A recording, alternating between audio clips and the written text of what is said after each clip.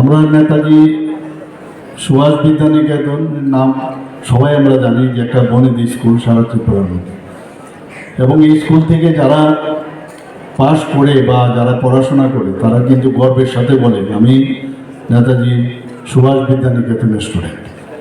এর মধ্যে কিন্তু একটা দেখি আমি স্টুডেন্টদের মধ্যে একটা গর্ববোধ যে লিগাসি নিয়ে এসছে। একটু আগে ডক্টর দিলীপ দাস মহোদয় উনি বলেছেন এই কথাটা, যে কী কারণে এই লিগাসি, তার যে ইতিহাস, সেই ইতিহাসের কারণে যেখানে 16 জন প্রথম পরীক্ষা দিল West Bengal Board of Secondary এডুকেশনে, তার মধ্যে 14 জনেই ফার্স্ট ডিভিশন এবং 2 জন সেকেন্ড ডিভিশন, অর্থাৎ 100% রেজাল্ট পজিটিভ। তো এইরকম একটা স্কুলের স্টুডেন্ট হওয়া চারটিখানি কথা না। এবং আজকের দিনে এই যে 75 বছর পূর্ণ হলো, যাদের কথা উনি বললেন তাদেরকে আজকে কিন্তু আমাদের শ্রদ্ধা নিবেদন করা প্রয়োজন। আজকে ওনারা যে চারা গাছটা লাগিয়েছিলেন সেই চারা গাছ আজকে বটবৃক্ষ হয়েছে, এবং যে কারণে আজকে এই স্কুলের এই নাম দাম। এবং আমার জানা মতেও আমি জানি এই সুভাষ বিদ্যানিকেতনে, নেতাজি সুভাষ বিদ্যানিকেতনের অনেক স্টুডেন্ট বিদেশেও আছে, দেশের বিভিন্ন জায়গায় আছে, এবং বিভিন্ন জায়গায় ওনারা কিন্তু খ্যাতি সম্পন্ন, এবং স্ব জায়গায় ওনারা এত সুন্দরভাবে প্রতিষ্ঠিত। এবং আমি মাঝে মাঝে দেখি ওনারা একজন আরেকজনের সাথে কিন্তু খবরাখবরও রাখেন। তো আমাদের জন্য এটা একটা, আমাদের রাজ্যের জন্য একটা গর্বের বিষয়।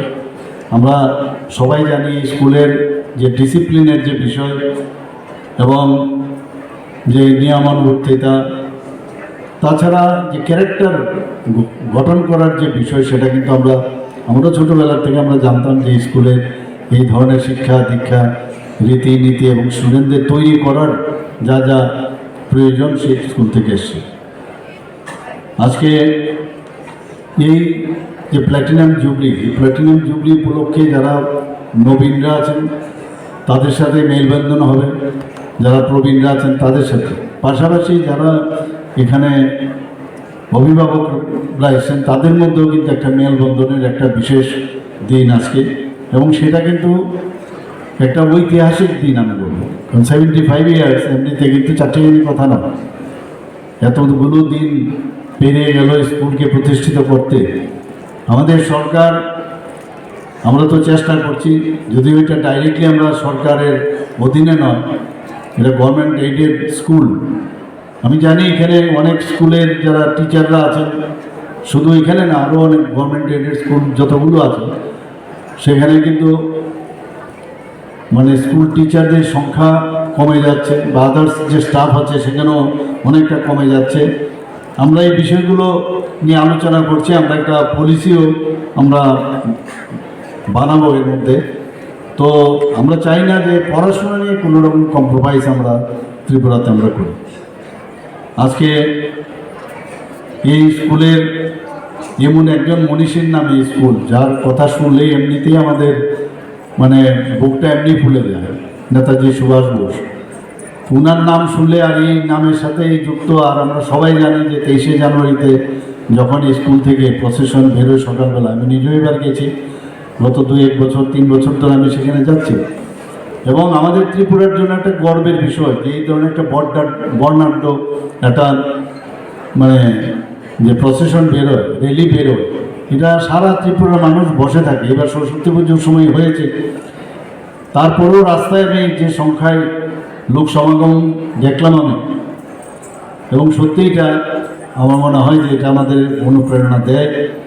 এবং আগামী দিন এই যে স্কুলে তার উত্তরোত্তর আরও শ্রীবৃদ্ধি ঘটবে, সেটাই আমি চাই, আমরা সরকার চাই, এবং সারা ত্রিপুরার মানুষ সেটাই চায়। শিক্ষা আমাদের জন্য অত্যন্ত প্রয়োজন, আমরা সবাই জানি শিক্ষা ছাড়া কিছুই হবে না। এবং এই বয়সে যারা স্টুডেন্টরা এখানে আছেন, যারা ছেলে মেয়েরা আছেন, তারা কিন্তু যে যত তাড়াতাড়ি বুঝবে যে শিক্ষার মাধ্যমে আমি নিজেকে প্রতিষ্ঠিত করতে পারি, আমি সমাজে প্রতিষ্ঠিত হতে পারি, এবং এটা অনেকটা ব্রিজের কাজ করে। আজকে যে পড়াশোনা করবে, প্রকৃত শিক্ষা, গুণগত মানের শিক্ষা, তো অটোমেটিক্যালি তার সামাজিক এবং অর্থনৈতিক উন্নয়নও কিন্তু ঘটে। এবং আমরা যদি মনে করি যে আমি হায়ার সেকেন্ডারি বা 12th ক্লাস পাস করলাম, আমি গ্র্যাজুয়েশন নিয়ে নিলাম, পোস্ট গ্র্যাজুয়েশন নিয়ে নিলাম, আমার পড়া শেষ, তাহলে আমি কিন্তু ভুল করবো। পড়ার শেষ নেই, জীবনব্যাপী পড়াশোনা। আমি এক এক সময় ভাবি যে লোকটা একদম নিত্য পথযাত্রী, সে যখন তাকিয়ে থাকে সে কিন্তু ওই মুহূর্তেও কিছু না কিছু তার শিক্ষা বা কিছু জানছে, এবং এই যে জ্ঞান তার মধ্যে কিছু না কিছু একটা হচ্ছে।